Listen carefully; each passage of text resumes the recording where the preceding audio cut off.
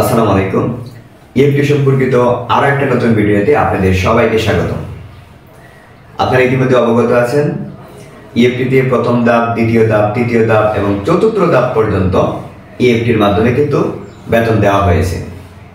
তো আমরা আরো অবগত আছি যে প্রথম ধাপে 1,89,000 শিক্ষক এবং কর্মচারীদের বেতন ছাড় দেওয়া হয়েছে, দ্বিতীয় ধাপে 67,000, তৃতীয় ধাপে 84,000 এবং চতুর্থ ধাপেও কিছু সংখ্যক শিক্ষকের বেতন কিন্তু দেওয়া হয়েছে।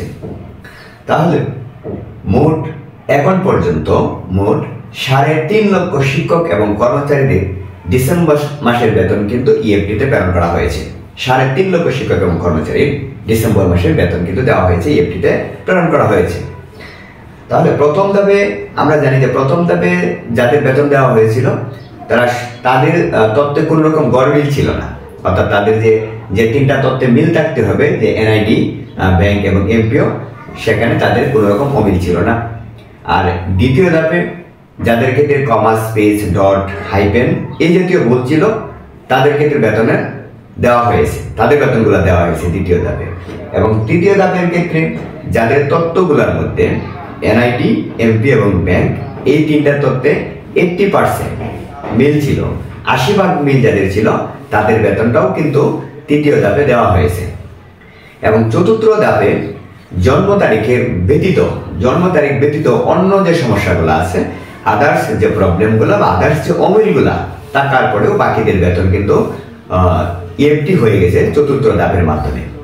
তো এখন কথা হচ্ছে যে প্রথম ধাপ যারা ছিল তারা একেবারে নির্ভুল ছিল, কিন্তু প্রথম ধাপের পরে দ্বিতীয় ধাপ, তৃতীয় ধাপ এবং চতুর্থ ধাপ আপনারা যদিও বেতন পেয়েছেন, কিন্তু আপনাদের যে ভুলগুলো আছে, যে অমিলগুলো আছে, এগুলো কিন্তু অনতি বিলম্বে সংশোধন করে নিতে হবে। এবং মাউসি কিন্তু একটা সময় নির্ধারণ করে দিয়েছে যে 2 মাস সময় দেওয়া হয়েছে, 2 মাসের মধ্যে এই ভুল ত্রুটিগুলো কি করতে হবে, যে অমিলগুলো আছে এগুলাকে সংশোধন করে নিতে হবে। যদিও বেতন দেওয়া হচ্ছে, কিন্তু এই ভুল ত্রুটিগুলো সংশোধন করে নেওয়া শ্রেয়। তাহলে ভুলগুলো আমাদের কোথায় সংশোধন করতে হবে? তো আমাদের যাদের এনআইডিতে, ম্যাক্সিমাম ক্ষেত্রে আমাদের ভুলগুলো কিন্তু এনআইডিতেই হয়ে থাকে। তো যাদের ক্ষেত্রে এনআইডিতে ভুল আছে, তা আমরা ইচ্ছা করলে আমরা নির্বাচন কমিশনের অফিসে আমরা যেতে পারি, অথবা অনলাইনে আবেদন করেও কিন্তু এনআইডির ভুলগুলো সংশোধন করা যায়। কাজে আমরা চেষ্টা করবো অনতিবিলম্বে এই এনআইডিতে যে ভুলগুলো আছে সেই ভুলগুলো সংশোধন করে নিতে। এছাড়া যাদের এমপিওর ক্ষেত্রে ভুল আছে, এমপিও অনেকেরই এমপিও সংশোধন করতে হবে, সেক্ষেত্রে আপনি অনলাইনে ems.gov.bd অর্থাৎ এই ইএমএস এর আবেদন করে আপনার এমপিও সংশোধন করে নিতে হবে। এছাড়াও এমপিওতে, এনআইডিতে বল, এছাড়া ব্যাংকেও যাদের তথ্যে গরমিল আছে, ব্যাংক তথ্যে যেখানে আপনার মনে হয় যে ব্যাংকে তথ্য সংশোধন করতে হবে এমন মনে হলে অবশ্যই আপনি ব্যাংকের তথ্যগুলো সংশোধন করে নেবেন। কারণ হয়তোবা আপনি এখন বেতন পাচ্ছেন, কিন্তু একটা সময় আপনার এই প্রবলেম করার কারণে হয়তোবা আপনার বেতন বন্ধ হয়ে যেতে পারে। কাজে বেতন বন্ধ হওয়ার